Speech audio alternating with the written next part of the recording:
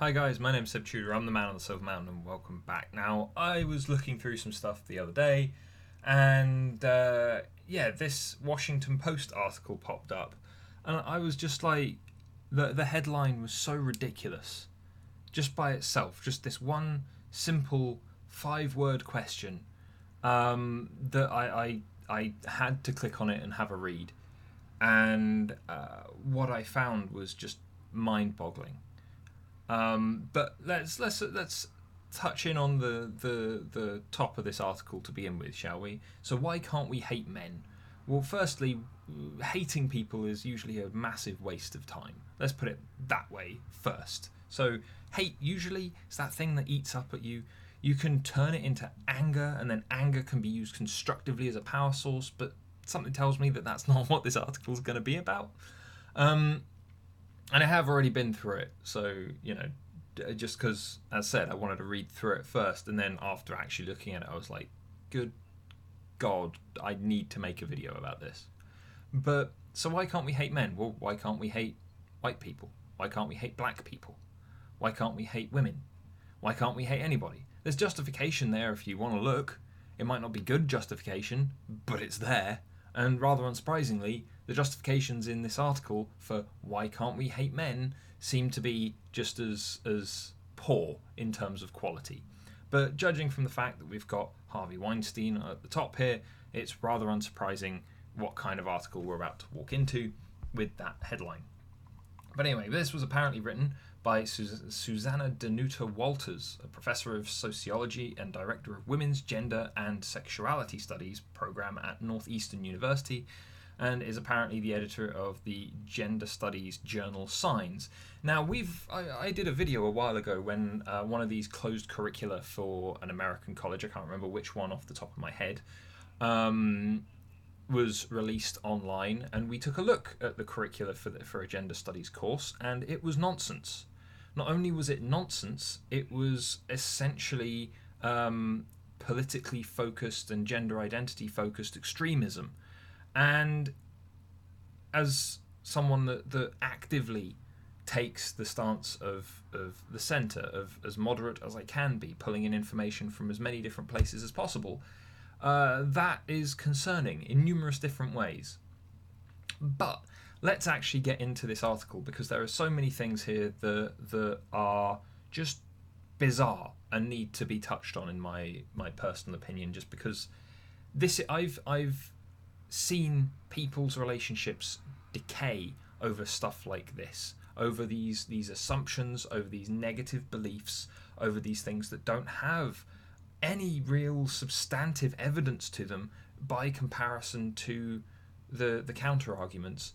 And so as a result, it really worries me that there are an awful lot of young people that attach themselves to this without a second thought. It's just a given.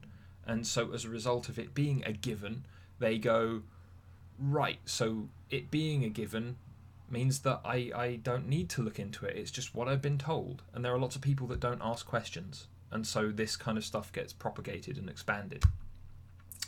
But anyway, let's kick off, because also this is just poorly written. So I'm going to be pulling it to pieces on certain elements of that as well. But apparently it's not Eric Schneiderman, a now former New York attorney general accused of abuse by multiple women, that pushed this person over the edge, pushed Susanna over the edge. My edge has been crossed for a long time now. Before President Trump, before Harvey Weinstein, before mansplaining and incels. And for those people that don't know what incels are, it's involuntary celibates, but that's a completely different topic that, again, has been conflated with all kinds of things that are very, very strange of late.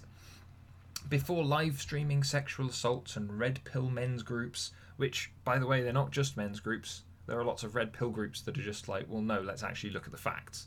And they've taken on the red pill moniker because The Matrix was a popular film. And rape camps as a tool of war. I mean, that's been going on for thousands of years. I mean, the individuals that at times have been found doing that sort of thing from Western forces have usually then been pulled up on it once it's come out. But in all of those other places that this is still used as a tactic. Lots of more impoverished countries, less developed countries. I mean, it's just another way of taking control. You know, if the people there are, if the non-combatants are a resource, then if you control those resources, then you win.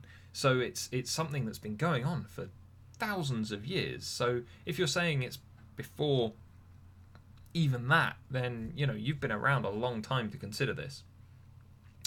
And the deadening banality of the male prerogative. Well, what is that? Because I'm fairly certain that most men are individuals, the same way that most women, in theory, are also individuals. But that's something that is very skewed in the way that this is written.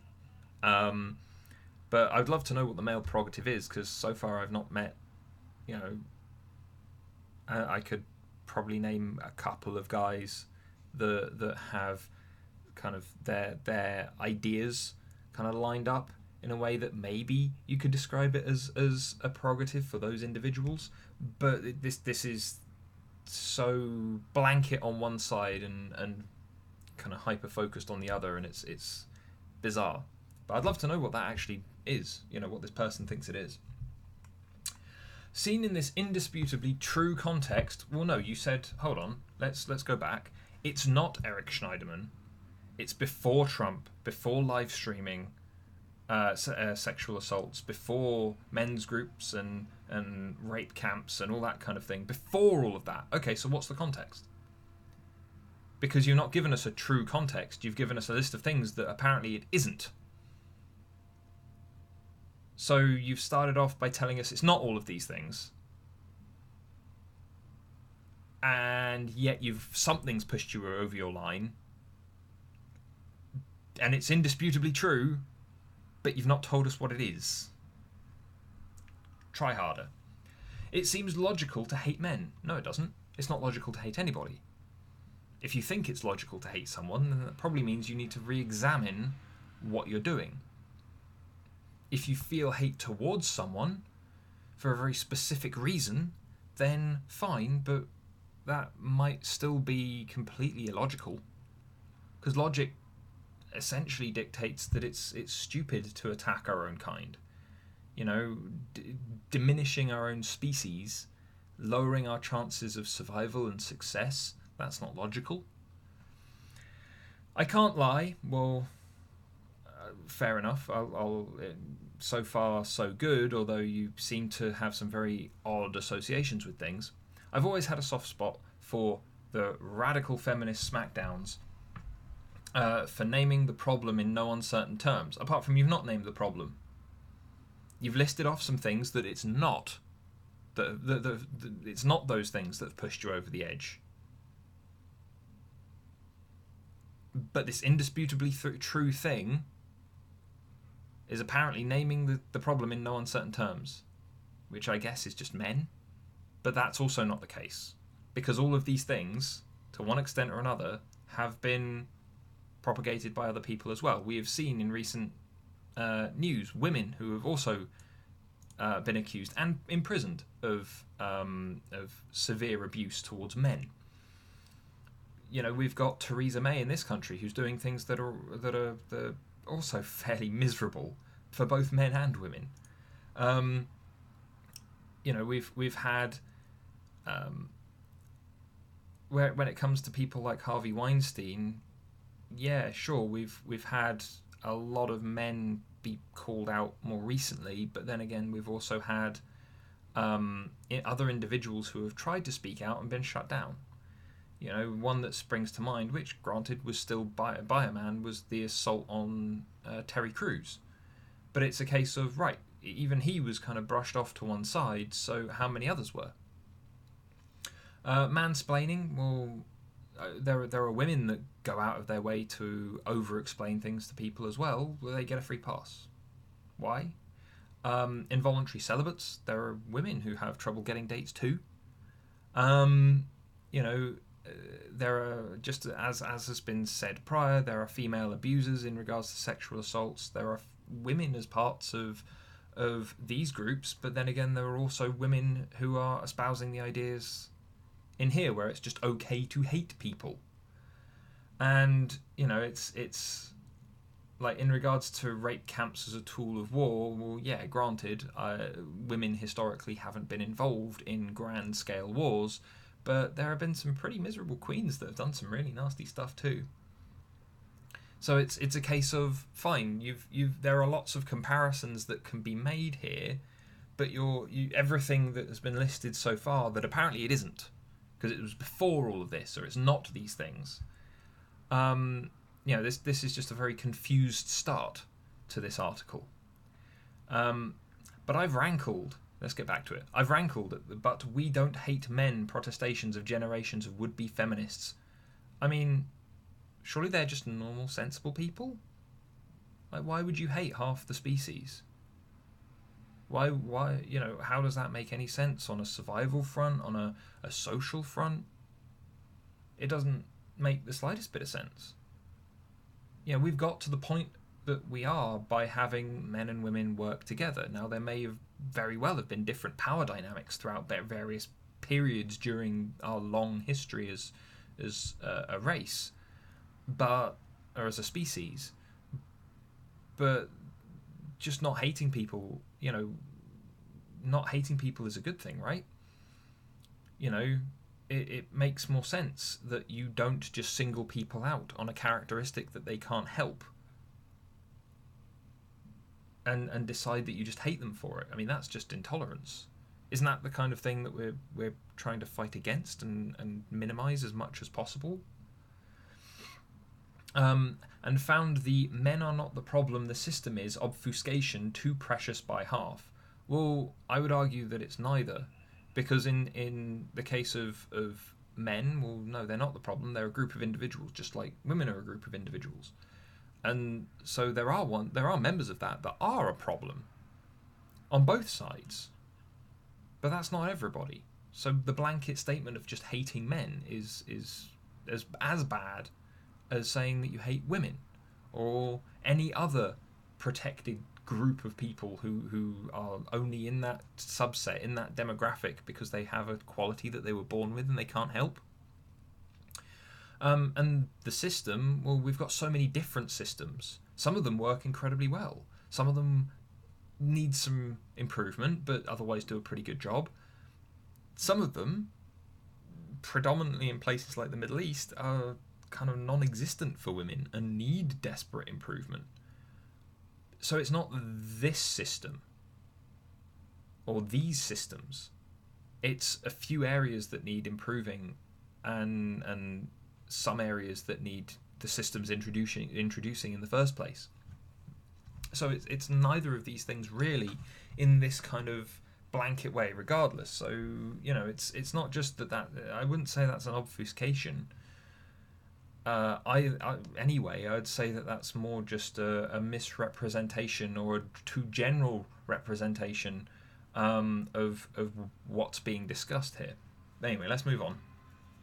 But of course, the criticisms of this blanket condemnation of men from transnational feminists who decry such glib universalism of US women of colour who demand an intersectional perspective are mostly on the mark. Okay, so you're saying that the people who criticise this are on the money, right? Okay, I wouldn't say that it's pushed on just women of colour who demand an intersectional perspective. I would say that a lot of this does come from the United States, predominantly, certainly. But then again, that's because the United States is such a loud country. But it's still a case of going, well, even within the States, there are lots of people who are more sensible. You just have these vocal minorities that aren't. So I don't think anyone who's paid attention at all puts it on just this group. I would say that it's anyone that's ascribing to these rather extreme ideals and definitions that don't have much support for them. I wouldn't say that it's just one group or another on such a specific and minimalist area. I would say that it's very much to do with the information being espoused. And yet, she's saying here, the author, Susanna, was her name, wasn't it? Yeah. Is saying most of these criticisms are, fine. But then she goes on to say, these critics rightly insist on an analysis of male power as institutional. Well, it's not. We've got female leaders. We've had equality laws for the last, 40 years in an awful lot of places around the world. It's not institutional because the institutions don't support it.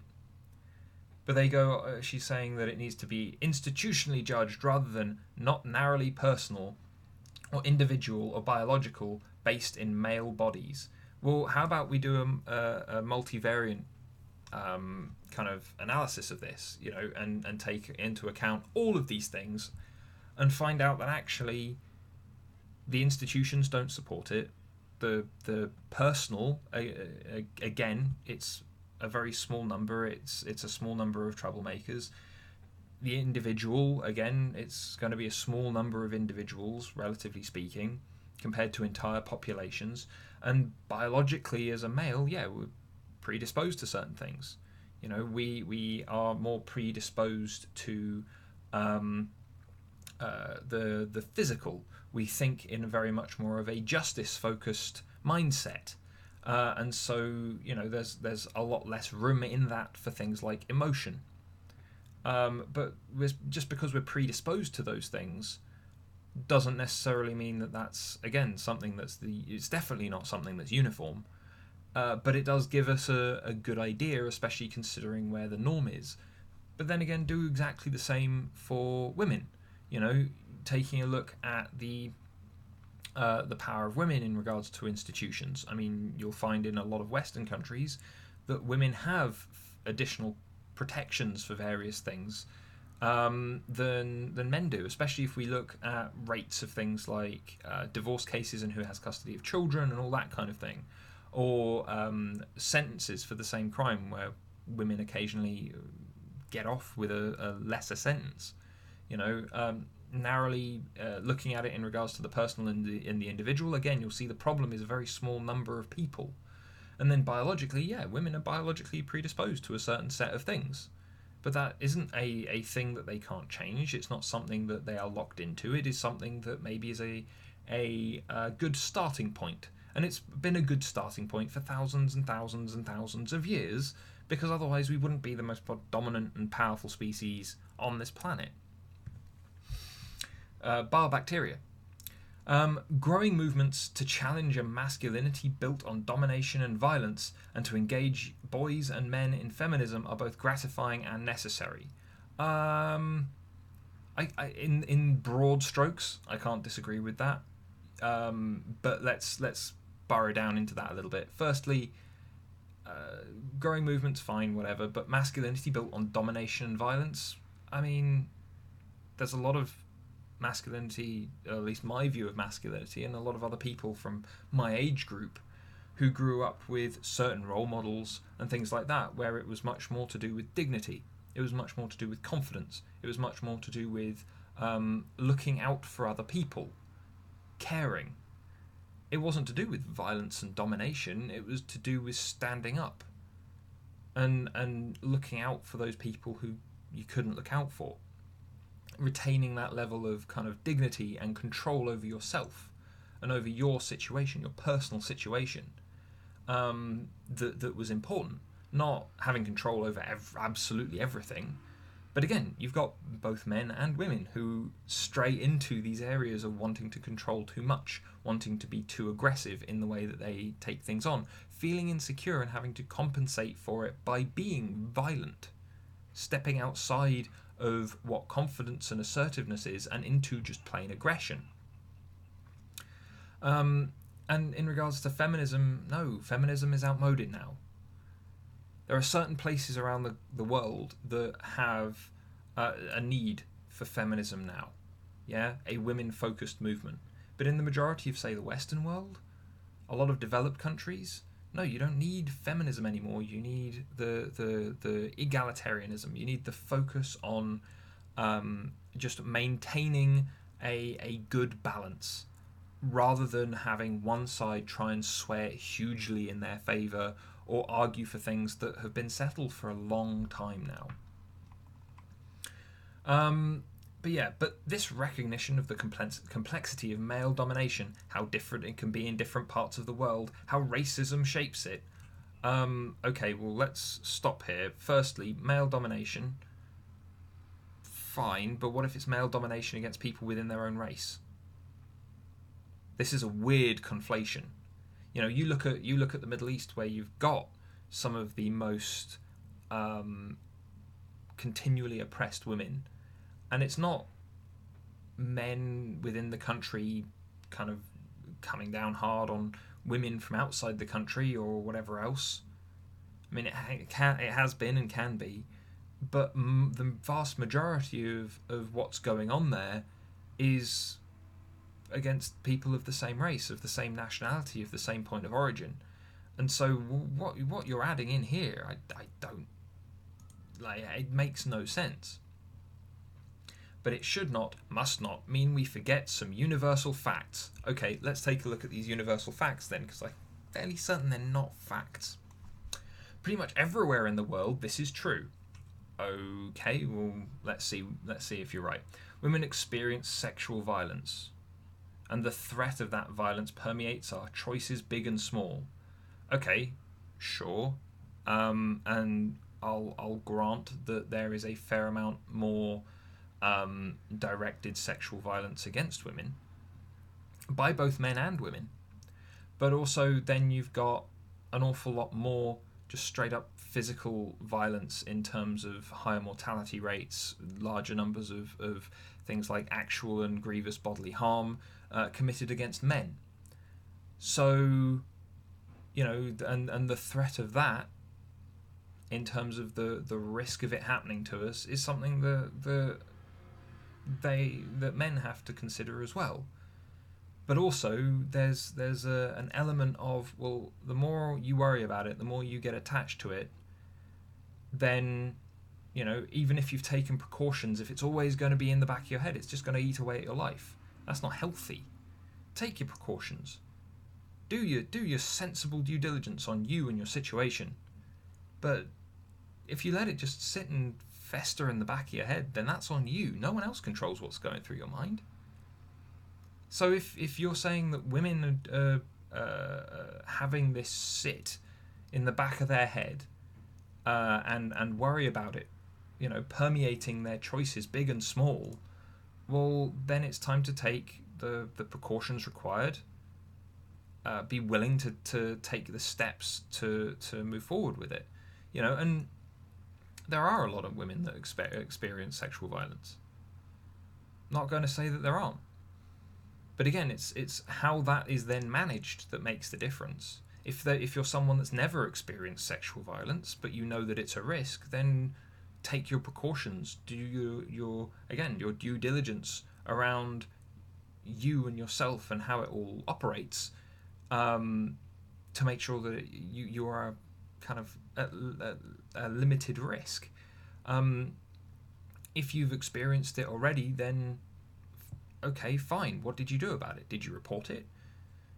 We've seen with the Harvey Weinstein thing that of all the women that came out against him, there are only 2 cases that are really operating, and that's because some of the women, Rose McGowan being one of the loudest, put went to court and settled, and so as a result, none of their evidence is admissible because it's now a closed case that is locked away. So it doesn't matter how noisy she is.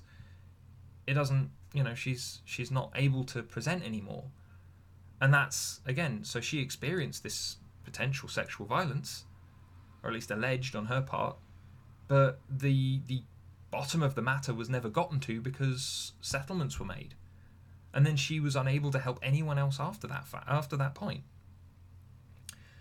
In addition, though, male violence is not restricted to intimate partner attacks or sexual assault but plagues us in the form of terrorism and mass gun violence. I mean, there are female terrorists. We've seen a good number of female terrorists. Women walking up to checkpoints with bombs strapped to them and blowing themselves up. We have seen an element of gun violence in regards to women. Granted, Maybe not in regards to some of the mass shootings that have been made most vocal and most popular, but there have been at least a handful of cases where where women have still been involved. But then, it's a case of going, yeah, fine. There is an element of terrorism and gun violence and all of these other things, but it's men's fault. Well, is it? All of these people are kids. Are you going to be blaming the kids for what's going on in full just because they happen to be male?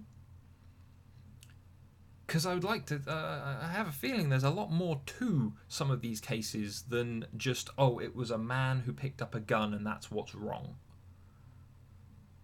That kind of dismissiveness and minimization of the matter at hand, is why these things happen in the first place. It's because they are easily swept away. There's a reason why mass gun violence is such a problem in the States. Because every time the discussion comes up, it gets brushed away. No more gun control, no additional gun control, no greater precautions, no greater monitoring. You can't do that because our Second Amendment. Could we do a study into it? No, you can't do a study into it.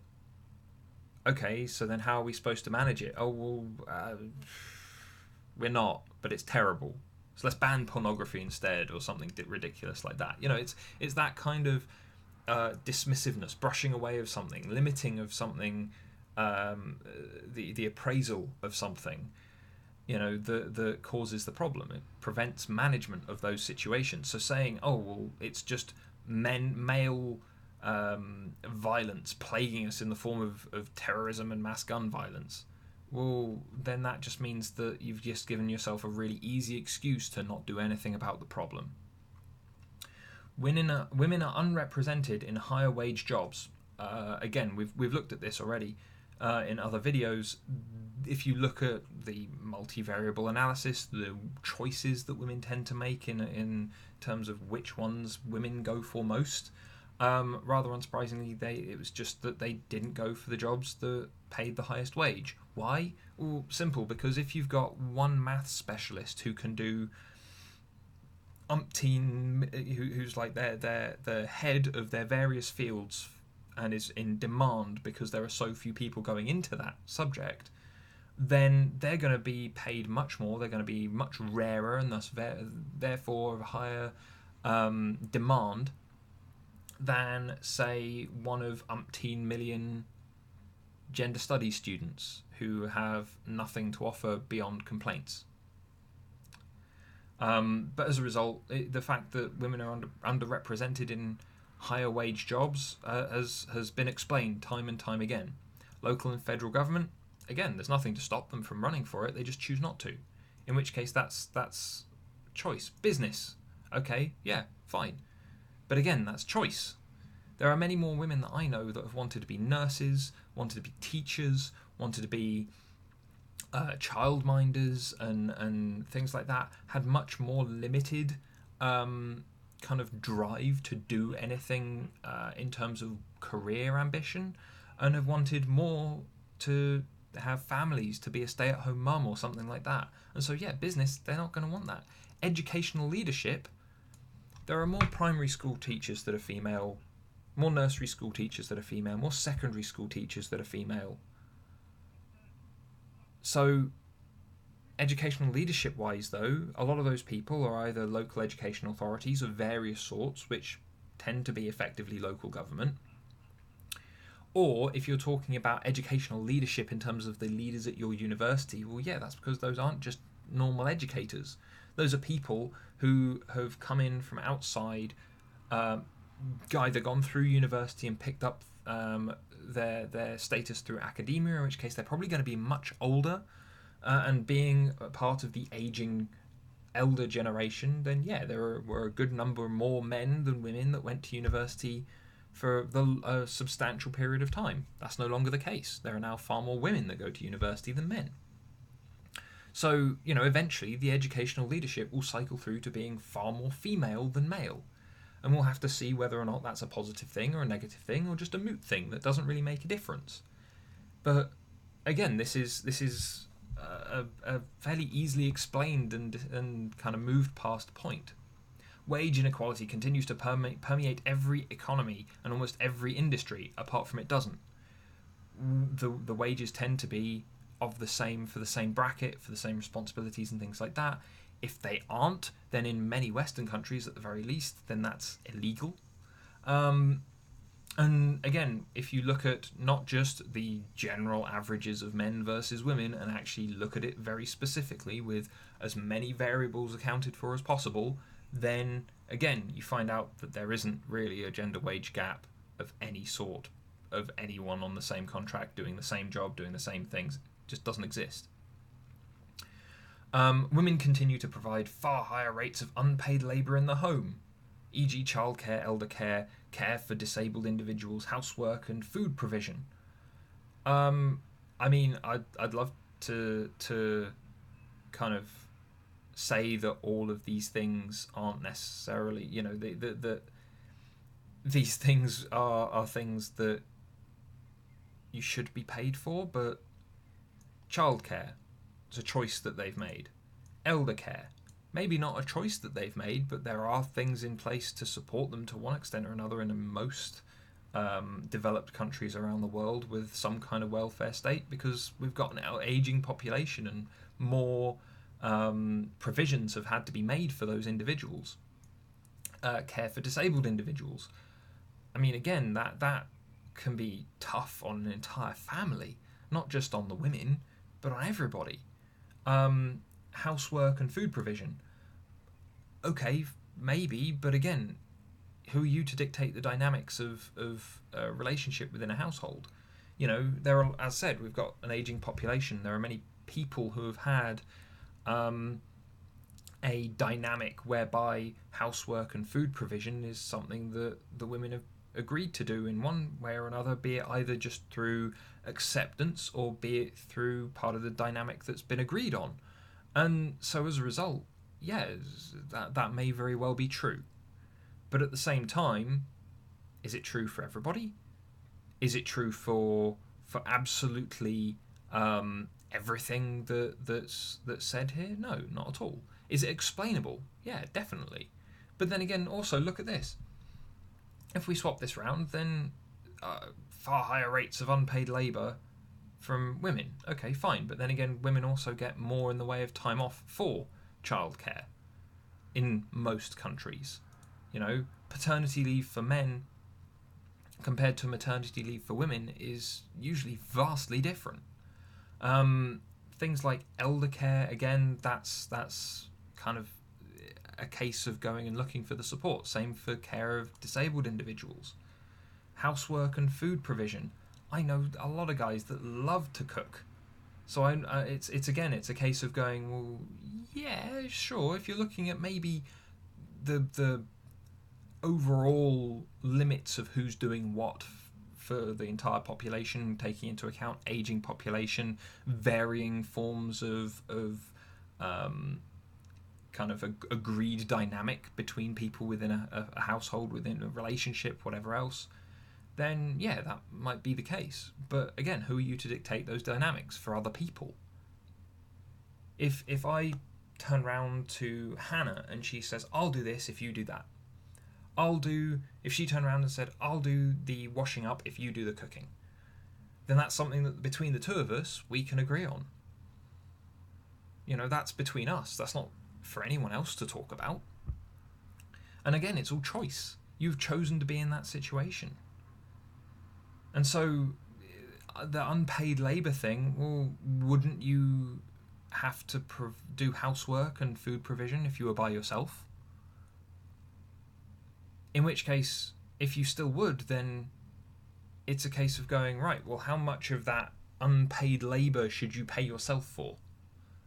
You know, put a specific limit on this stuff, because that just in it, this small list here in and of itself either seems to be choice as a result of the situation or the social dynamics between people or whatever else that person is then engaged in, rather than just, oh, they are taken into homes and even though they do all of this work, they aren't paid for it and it is terrible. I mean, fine, but what about those situations where you do have a guy that is doing more of this stuff. You've said that far higher rates, fine, but then what about the rates of men that are doing it? It still doesn't add up. It's still not comparable. What has been the change in rates over the last however long? Because the change in rate is probably far more important than anything else. Anyway, moving on. Women have less access to education. Well, not in the Western world they don't, as there tend to be more women going into university than men. If you're talking about globally, then yeah, I can probably believe that, because there are a lot of third world countries or places like the Middle East where women don't have as much access. And so yeah, but those are the countries that need this stuff. But again, still hating the men who are in those countries isn't going to help, because that puts a wedge between people. And they're going to have to work together to make this function. Women have lower rates of property ownership. Again, that's probably more likely on a global scale. But again, what are the reasons for that? If it's because the grand majority of those women are living in third world countries or places where you have theocracies and things that do legitimately cause patriarchal systems to run throughout their societal structure, then fine. But if you're saying just generally because they just do, well, there's not enough to make sense of that. And I realise that there are all these links here, which maybe we should take a look at, but it's a case of going, right, there's still a lot more to it than not. In fact, there's a lot more here to go through for the time being.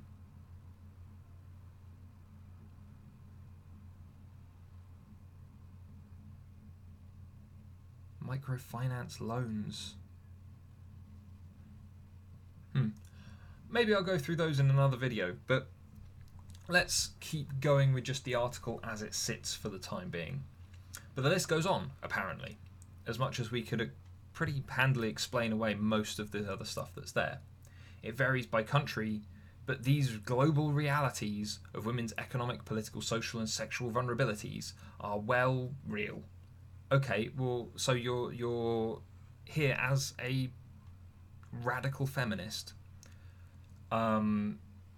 suggesting that women have all of these sexual vulnerabilities because of men? I mean, when it comes to things like economic vulnerability or lack of funding, political vulnerability in terms of not enough women being in office, I mean, for the ballots for my area in our last local general election, I believe there are actually more women. I voted for a woman. And so it's a case of going, right, but is that the case everywhere or not? And I can say with certainty that isn't usually the case. In most of the other districts around the area for voting, most of the candidates were male. And so it's a case of going, right, so if you look at everyone for my area and go, right, well, there's only one district that has the majority of women, and in other places there are men that just are only men, then, that's why there just aren't enough women wanting to volunteer for it. And that's their decision. That's nothing else. But also, why does it matter? If the right person with the right qualifications, the right experience, gets into the right job and does the right thing, does it matter what sex they are? Indeed, the nations in which these inequities have been radically minimized are those in which deliberate effort has been made on both own up to gender disparities and to address them directly and concretely.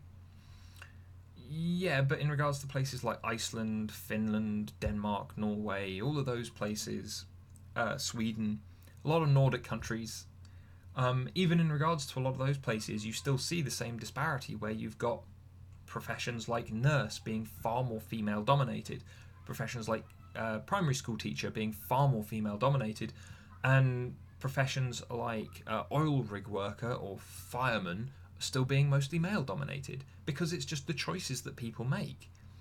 And so it's not as simple as you're saying, where it's just like, oh, well, these places that have actually tried have done well. No, they haven't. Because if you look at those places, you would still find an economic gap. If you just looked at the basic averages. But that's where you shouldn't just look at the basic averages. In this situation, there's so much more to it, because every single one of those percentile points, or every single one of those various other metrics that are being measured, they all relate back to people, and everyone's different. So you need to take that into account. There's so much additional information that you can pull in to get an even better idea of it. But you can't do that just off man, woman, money, money. Doesn't work. So in this moment, here in the land of legislatively legitimated toxic masculinity, is it really so illogical to hate men? Yes, it's still illogical. It's still not a logical emotion. And when you say that legislation has kind of made it legitimate, I mean, that's not what is on your books in your country as your laws. And I understand it's US law, and US law is a mess because it varies from state to state, and there is an awful lot more divergence on points between each state. But it's a case of going, yeah, but there, in terms of just, is it wrong to rape someone? Your laws fairly straightforwardly say, yeah, that's wrong. So it's not a difficult thing to go, this is a false statement. And yes, it is still illogical to hate anybody. For all the power of #MeToo and #TimesUp and the women's marches, so people whining online who have a legitimate support network that at times has been completely hijacked just to try and ruin people's lives. Same with #TimesUp, because again, there's not an awful lot of proper reporting going off on the crimes and on the things that are being discussed happening. It's just a lot of online posting and bigging each other up. And the women's marches, which serve no real purpose compared to what they could be doing with the time and money that they're putting towards them. Only a relatively few men have been called to task, and I've yet to see a mass wave of prosecutions or even serious recognition of wrongdoing. Well, that's because innocent until proven guilty. And that has to be the case.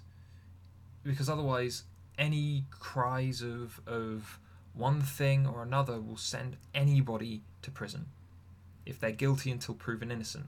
It needs to be that if someone has committed a crime, the onus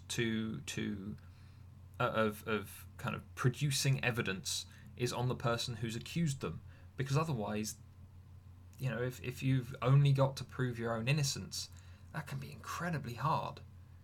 And not because you've necessarily done anything wrong, but because everyone's already against you from the outset, assuming that you're guilty. No one will work with you.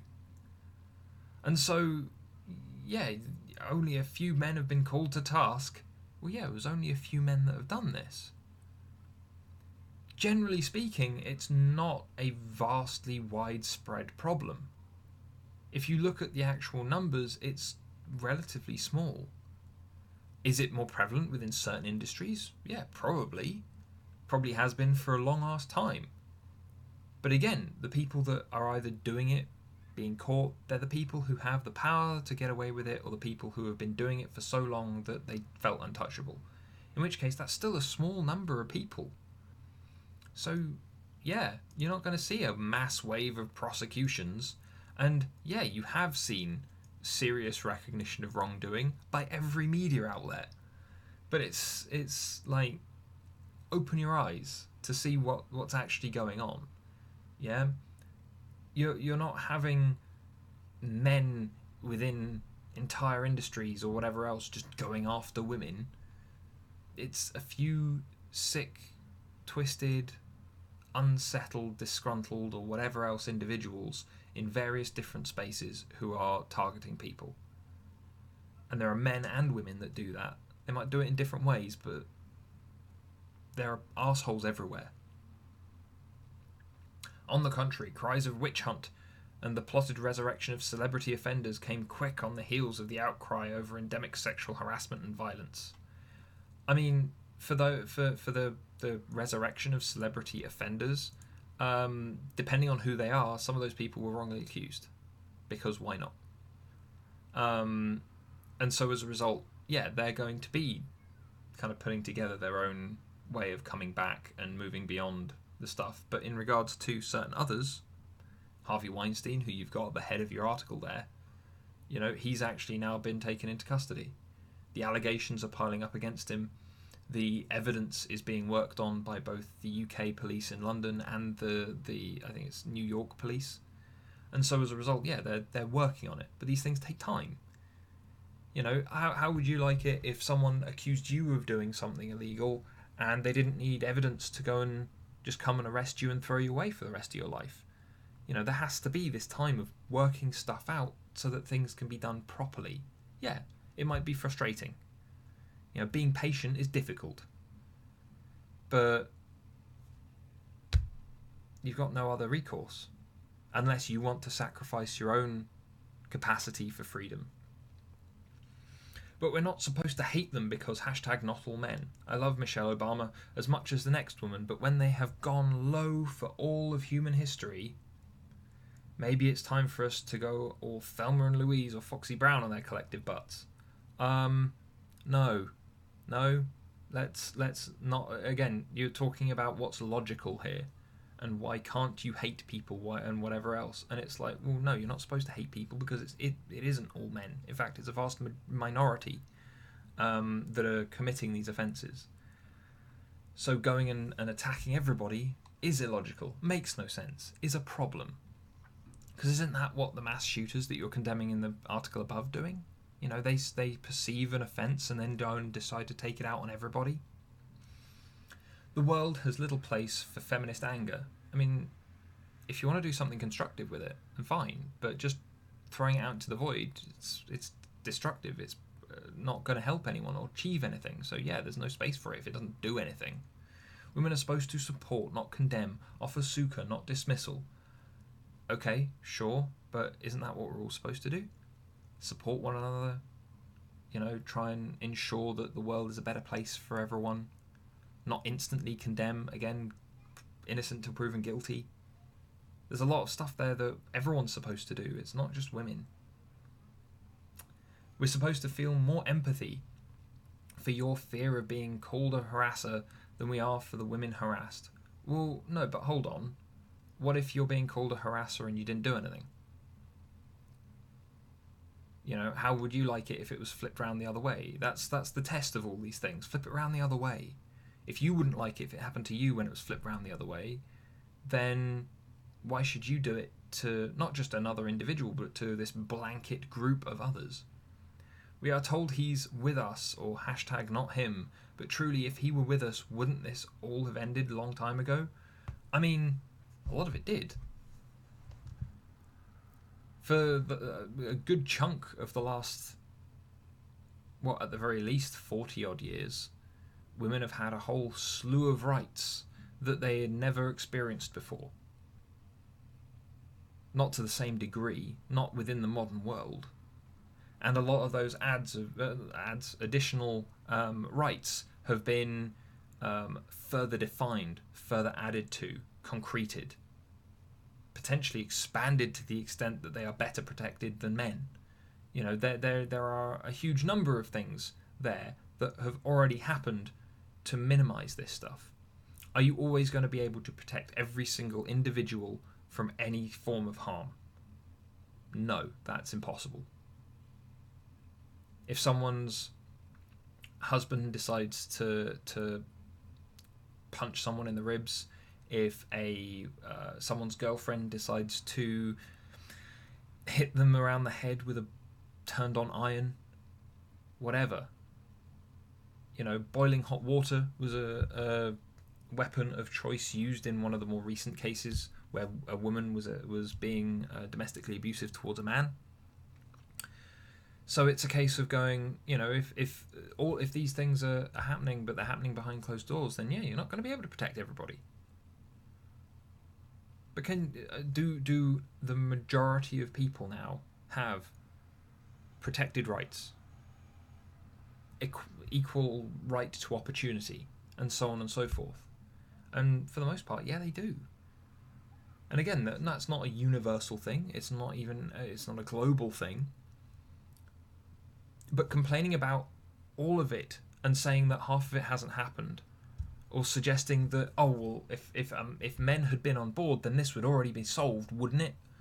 Well, aren't you just diminishing women by suggesting that men are the ones that hold the power to get the stuff achieved, when it's been demonstrated that women are capable, have the power to do these things? They just, a lot of the time, either choose not to because it's not a concern. Like jumping into politics, there are very few women that are as inclined towards jumping into a political race or jumping into big business or something like that. And so, but they are able to excel. They can be strong and powerful. They can do whatever they want. And those rights are in place, and they have been in place for the longest time. So now you're just throwing it at the feet of men to solve the problem for you, which makes no sense, considering half the rest of the stuff that's in this article is about women hating, women taking control. If he really were with us, wouldn't he reckon that one good way to change structural violence and inequity would be to refuse the power that comes with it? No, it wouldn't, because if he's the right person to do the job at the right time to get the right result, which could improve the lives of women, then why wouldn't he do that? Trying to shut men out when you have to coexist with them is the height of extremist irrationality. But anyway, let's get into this last paragraph, because I understand that this video has been going on for a while now. So men, if you are really #with us, I mean, we can't avoid being with you, but we can manage our way of conversing and operating with you, and that comes down to just being communicative, having a level of understanding for our differences. But hey, and would like us not to hate you for all the millennia of woe you have produced and benefited from. I mean, the vast majority of women in, say, the United States have also benefited from those supposed millennia of woe. So, that's not really a thing. And also, who today is responsible for stuff that's happened over the last 2 millennia, 3 millennia, 4 millennia, however many? I can tell you right now, no one. No one has lived that long. And if they have, they are probably sequestered away in some lab somewhere. But no one today is responsible for all of the terrible things in human history, because we had no say in it. So don't even try and peg that on us. That, again, irrational, nonsensical thinking. But start with this. Lean out so we can actually just stand up without being beaten down. I mean, if you've got something to say, stand up and say it. If you've got something to do, stand up and do it. That's not something that anyone is stopping you from doing. But if a man is engaged in the same arena as you, then they're going to compete. They're going to interact. There's a level of personal responsibility to making and taking advantage of your own opportunities. You can't put that at the feet of someone else every single time. You can't make the blanket statement that it's just men's fault. I've seen, in fact, one of the clients that I coached not so long ago was more frustrated at the fact that there was a selection of women in her meetings with her that would talk over her, ignore her, marginalise her, explain things to her when she didn't need them explaining. And she was incredibly frustrated with them, and it was the men that were supporting her. And so it's a case of, this happens in various different ways all over the place, but it's not just a male-female problem. It tends to be an arsehole versus normal person problem. Pledge to vote for feminist women only. No. Because if they're feminists like yourself, Miss Susanna, then they're not going to be working in reality. They're not going to be addressing the people who have a wide variety of concerns. They're going to be ignoring half the population, or worse, smashing them with all kinds of things to try and get them out of the way. So no, feminists these days can mean so many different things, a good number of them being completely harmful. And so it's more to say that you're just a sensible, normal person that treats everyone as an equal, everyone as an individual, and wants to just work people in a reasonable and compassionate way, rather than trying to attach random labels to yourself. But here's one of the things that ticks me off. Don't run for office. Don't be in charge of anything. Step away from the power. We got this. No. Because the way that we need to operate is to get the right person in the right position doing the right thing at the right time. That's, in essence, meritocracy. And that's a very straightforward and intelligent way of operating. Having the right person with the right qualities doing the right job. You can't tell me that every single one of those people is a woman. That's insane. We've got a population of like 7.5 billion people on this planet. About half of which, one way or the other, is male. Why would you ignore half of that population and half of our species' potential just so you could feel better about yourselves? Without the contributions of men and women throughout history, we wouldn't be in the situation we're in today, both good and bad. In which case, no, we shouldn't just leave it to women. We shouldn't just leave it to men either. We should leave it to the people that are most engaged, who are most expert, and who are most correctly placed to get the jobs done. Doesn't matter if they're male, female, black, white, or whatever else. They just need to be the right person for the right job, doing it at the right time. That's it. So don't try to push people out of the way, or marginalise people, or shame people into silence, when potentially those people could be the people that solve the problems that you're complaining about. And please know that your crocodile tears won't be wiped away by us anymore. I mean, people like you writing this kind of article wouldn't expect you to. We have every right to hate you. No, you don't. You don't know me as an individual. I don't know you as an individual. I don't hate you for writing this article or anything like that. I don't hate you even for the beliefs that you have. They're daft. They're easy to argue down. They make no sense. But, I don't hate you. I don't know you. How can I hate you if I don't know you? You don't know every man on the planet. How can you hate them? And how can you say that you have the right to hate them? Feel the way you feel, sure, but if you're going to start saying you have the right to hate people, then how about all those people that have the right to hate you? How about we just stop hating each other? Isn't that the source of all of our problems? Really? On this kind of front anyway, people just hating people for the sake of who they are. I didn't choose to be male when I was born. It just kind of happened. Am I happy this way? Yeah, fine. I'm happy this way. I've enjoyed the male component of my existence, as it were. But it's not the only component of my existence. There are an awful lot of things that I do or have done that have absolutely no relation to what dangles between my legs and the way that my hair decides to grow from my face more readily. Yeah? Most coaches are female. At least in terms of the grand statistics. And yet, I'm still here doing my job, doing my thing, and adding value to men and women. In which case, I don't see how me taking advantage of just a set of things that I have just been given, in terms of what dangles between my legs and so on, I don't see how you have a right to hate me for random chance. Again, height of irrationality. You have done us wrong. No, I haven't. Of quite the opposite in my particular situation. I feel there have been more women that I've helped than men, both in terms of when I was coaching people for career wise, or in terms of the number of clients that I've had. Far more women than men. Because patriarchy doesn't exist. Not to the extent that you're suggesting. There are people that hold patriarchal views, but patriarchy as a systemic thing is a system of governance. And there are certain places on Earth that still have that, yes, and those places need to evolve. Hopefully some point soon.